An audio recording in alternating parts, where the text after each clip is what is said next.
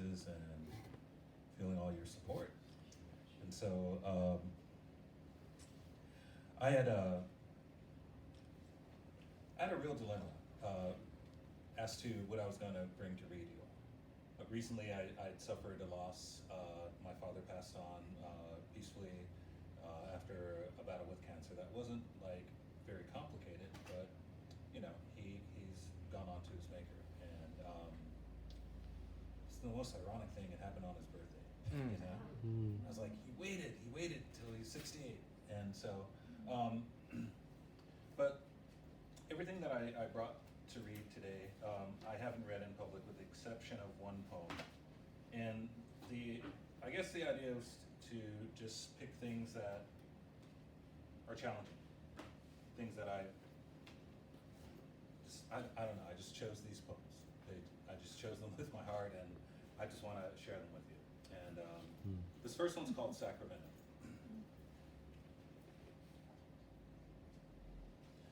So, what happens when the river runs dry?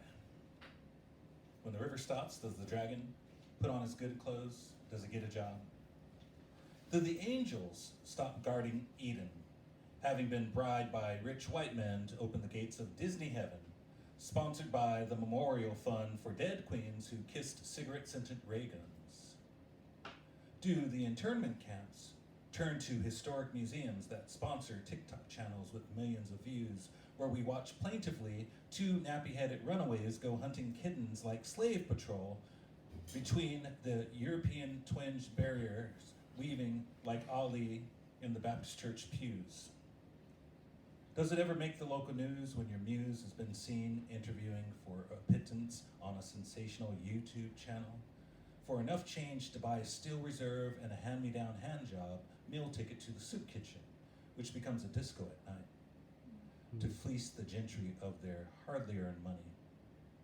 When the river cries, tell me what becomes of the tent city where we discover a crack in the moon, when the shore washes away because the levee has fallen prey to the sudden flash flood boom, when the solar panels are all scrapped because they ran out of catalytic converters, when the river runs dry, they were hoarding reporters into special QAnon camps while the crowds cheered and they vamped. We watched it all in hypercolor, with AI-generated rats and butterflies that danced and danced and danced and danced with Republican-rigged voting machines tied to the zombie hands of those lost listening to the sadly deranged but powerfully worshipped man. What happens when the river runs over? Do the birds in the Max Ernst paintings beseech the Mona Lisa to finally cry, upset about her eyebrows or her lack of followers on Instagram, asking her in hummingbird kisses to resolve the feelings she's always denied there behind the velvet rope, exiled from the hope of ever explaining how she took over Leo's sleepwalking hands?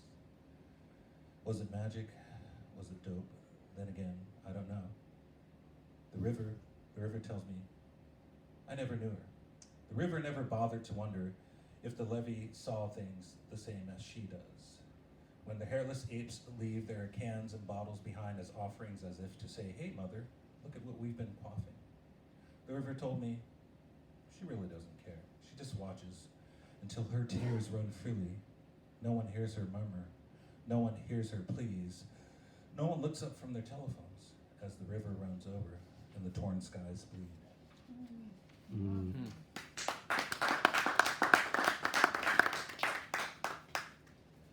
So I'd had a writer's block for a while. I just hadn't been writing, and I woke up one morning and this is what I wrote. I don't know where it came from, but it's called Lap Dance. It's not what you're thinking. I know what you're thinking. From the waist down, he was good to no one. At that sort of trench rot, debutante leaked video, balderdash of swamp rats, broken backs, hobo camps, and heart attacks. But boy, could he sing. He could sing just like Dylan, shaking his little butt just like a dying John Lennon.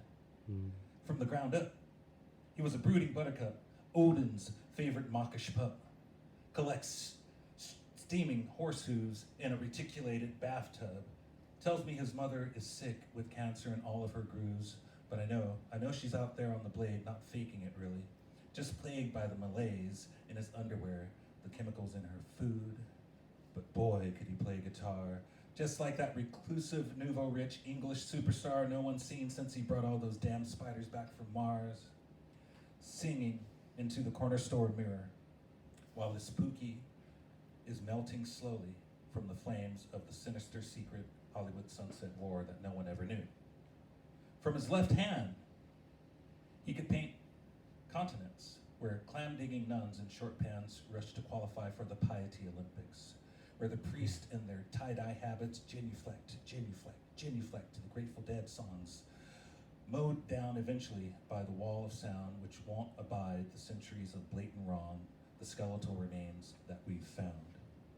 It was whispered in the back that he was actually just a wombat, disguised as the flaming sword the angels of Eden keep just in case the serpent wanted a hot lap dance. From the waist down, you knew immediately that man didn't have a chance.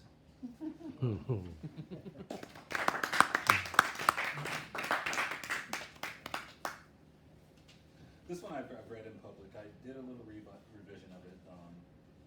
I work as a drug counselor, and I get to hear a lot of people's stories. And the more I hear people's stories, the more I hear my own stories. My own story. If I showed you a picture of who I was 20 years ago, you'd be like, nah, you're lying. You know. But I've lived on the streets of San Francisco. I've scrapped the copper. I've done all the stuff.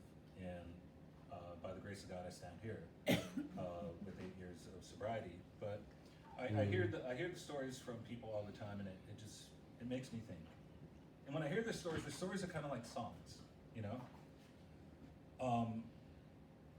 There's a message to the suffering, I think. There's the mess, and then there's the message. And so every now and then I just try to pick out the music of the suffering. And so this is a piece called Precipitated Withdrawal.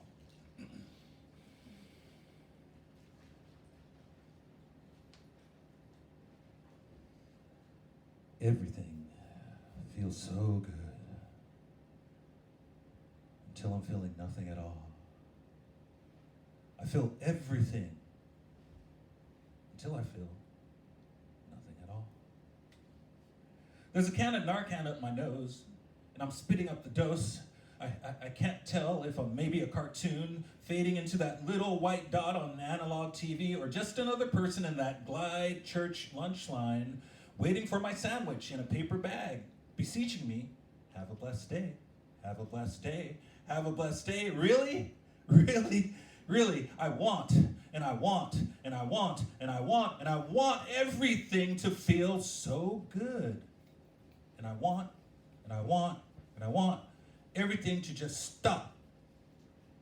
I want to stop wanting because I feel so good until I feel nothing at all. And I feel everything until I'm lying on the floor, this tube up my nose, so I come back craving more in precipitated withdrawal. Fentanyl. Fentanyl has a little ring to it. Fentanyl. Jazzy. Jazzy.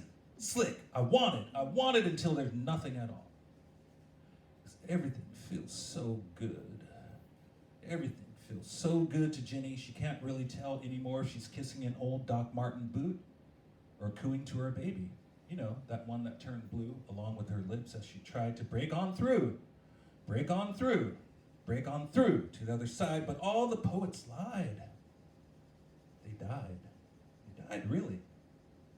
Jenny can't tell you what her biggest regret is. She no longer is sure if she actually exists. Because everything feels so good until you feel nothing at all. I feel everything, make it stop by feeling so much I end up curled in a ball outside this church window with a bag of pipes and needles, a box of Narcan, and the hope. One day, I can feel so good that I feel nothing at all. One day, I'll find that magic dope. Then I'll have nothing more as my corpse hits the floor. I want. I want fentanyl, fentanyl, fentanyl, fentanyl. I want to stop wanting fentanyl, fentanyl, fentanyl, fentanyl. I want to never experience precipitated withdrawal.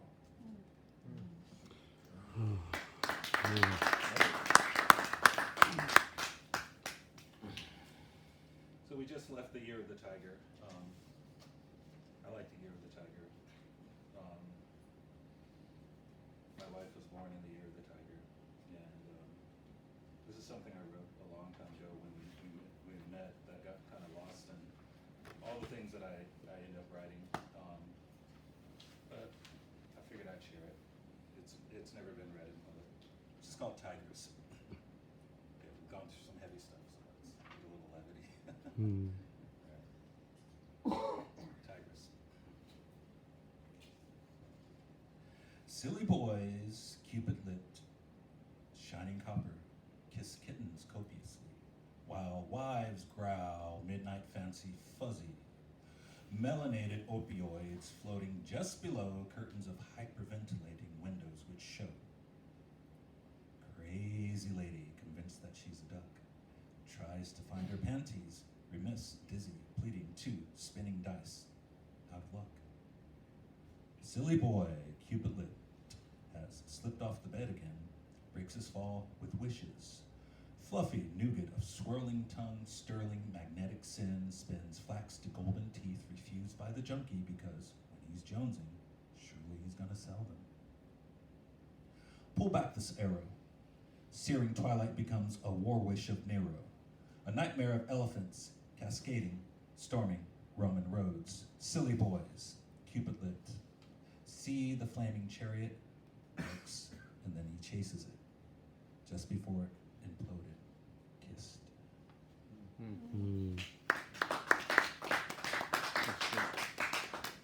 How am I doing for time? I bought one more on paper, and I think I'm gonna share one on my phone. You're at 12 minutes. Okay. Good. Great. Then I'll share this one. It's called Blackfire. I'll just read it.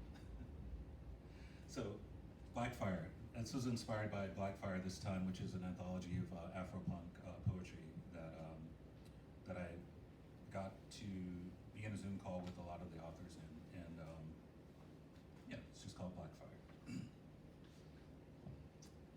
Leo rising sets the world in apple-flavored crosshairs of sure sight, lets the sorghum fingers touch the flames, lets the jelly roll eyelids kiss the moths without names. Lets the whole white lightning consternation of a vagabond pubescent nation set the whole Pacific ablaze with the adolescent notion that that invisible man in the sky will sort out all the faces in the nuclear bomb's flames. Draw constellations from my hyoid to my thyroid, paint pretty pictures of Rico frying up dumpster dive delights on the side of a shopping cart that has been filled just previously with filch copper last night. That broken pit bull chained up next to the stolen generator, painted off-white, likes to piss on the thing, but we turn it over, wash it off with fire hydrant water, and proceed to cook dumpster liberated tri-tip. While the chrome plating seeps into the marbling, nice and greasy, the chemical and urine-laden wood cracks in an eerie reggae rhythm, while David dances in his wig because his check has just come in, but not too close to the kitchen. His fake hair might catch a fire. Catch a fire. The tables have turned. Catch a fire. David's gonna get burned. Set it all ablaze in the celluloid haze of the promises of Eisenhower having been turned into wicks for Molotov cocktails, the militiaman armed to the teeth, but scared of black women, brown women, trans women, gay women, strong women, any women, really.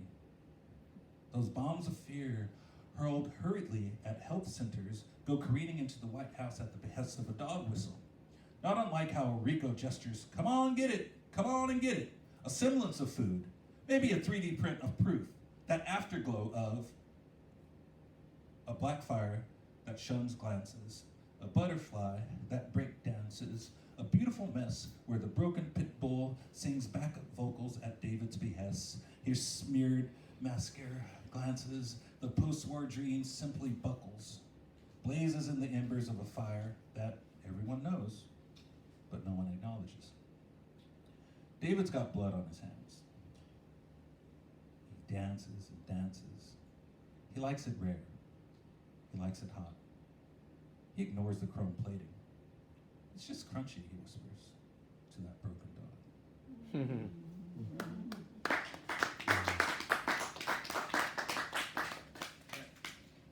I have a short one that I'd like to end with. Let me find it real quick. So I've been writing a series of poems for my dad called 23 Psalms. I really love the 23rd Psalm. I love the Psalms because they're just super poetic, I think. And they're spiritual, they're personal, they're like this huge love poem of this king to the God of his understanding. And I like that. So this is a real short one. It's just called Church and State. I'm on a train to nowhere. The sandwich cart is run by a dog who bites my face every time I profess an adoration of God. I try to tell him God is not a business venture. God is not a gavel in McCarthy's hand. God is not whispering, storm the Capitol, shun your sons in dresses, hate your daughters in tails. God is not a glass onion that revels in mystery, illusion, and pomp. God is not a prison tattoo. God is not a prayer mat with holster. A falling star with aim. A black body shot down in the moonlight, shining blue in the rain, again and again and again and again. The dog bites my face. He asks if I want mustard on my filet mignon. I tell him I'm vegan. The dog insists he simply just doesn't want to talk about what God is not anymore. Excellent.